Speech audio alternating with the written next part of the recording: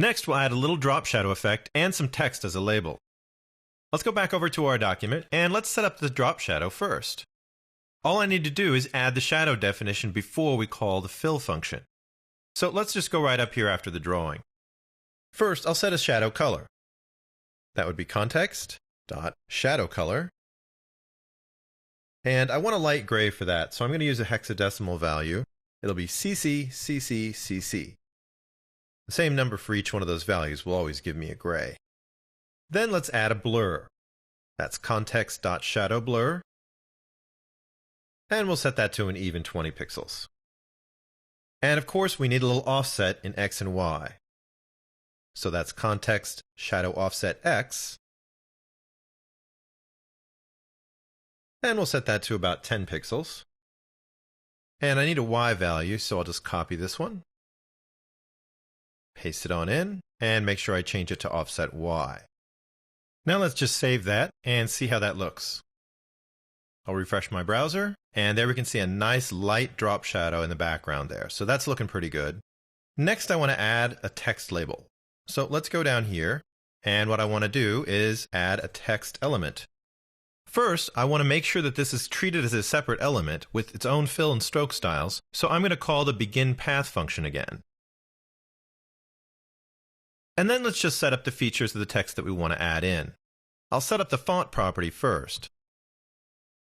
And let's make that bold, 20 points, and Arial. I want this right in the middle of the button, so I'm going to use a center text align.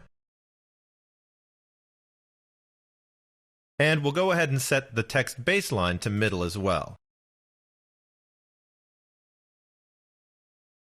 Then let's set up a fill style, and then we can add our text.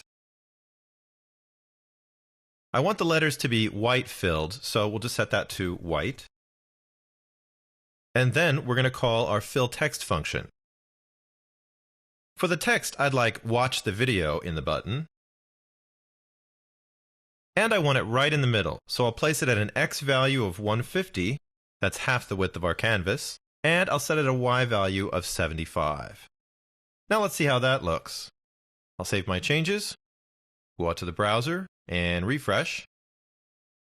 And there you can see the white text dropped right into my button. Now I really wanted the text to pop out, and we're going to do that by outlining it. So let's go back into our document, and down underneath the fill text, let's add a stroke text. First, we'll set up the stroke style. And I want that to match the dark blue that we're using on the page. And that's $36,3F45. And next we just need to draw the stroke. Since that's going to be the same as our fill text command almost, I'll copy this line here that we did before, paste it on in, and we'll change fill text to stroke text. Notice we want the same text and the same position. Now let's save our changes, and let's see what it looks like.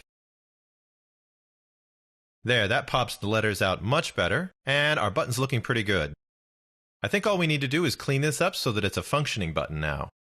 So the first thing I'll do is go up to the top, and I'll get rid of that border on our canvas, since we don't need to see that anymore at all. Secondly, we just need to take our canvas element and add an anchor tag to it, just like we would anything else. So I'll scroll down to where we added the canvas element right here, and I'm going to add an anchor tag to it at the very beginning.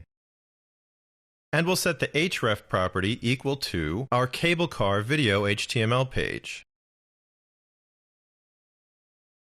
And of course, I'll set the close anchor tag on the other side of the canvas tag. That way it'll have a link just like any other element in our HTML page.